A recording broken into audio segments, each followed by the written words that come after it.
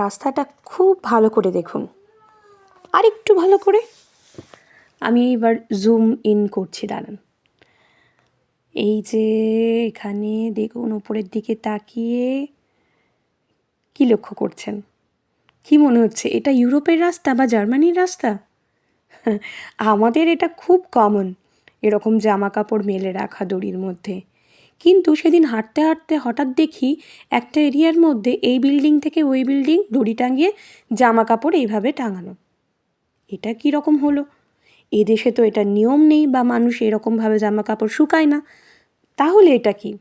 ওখানে ইনফরমেশন নিয়ে জানতে পারলাম এটা হচ্ছে ডেকোরেশন। ভাবুন একবার, মানে কি বলবো, কতটা মাথা খারাপ হলে এদের এটা ডেকোরেশন হয়। আসলে এটা ওদের খুব একটা পরিচিত দৃশ্য না, আমাদের কাছে খুব পরিচিত, তাই এটা ওদের ডেকোরেশন। ওখানে একটা সেদিন ফেস্ট ছিল। ফেস্ট বলতে ধরুন আমাদের ওই মেলা বা এক্সিবিশন গোছের। তো ফেলে দেওয়া জামা কাপড় বা পুরনো জামা কাপড় দিয়ে এরা এটা ডেকোরেশন করেছিল। তো আমরা তো দেখে অবাক যে এটাও কারো ডেকোরেশন হতে পারে। তো হ্যাঁ, এদের কাছে এটা ডেকোরেশন।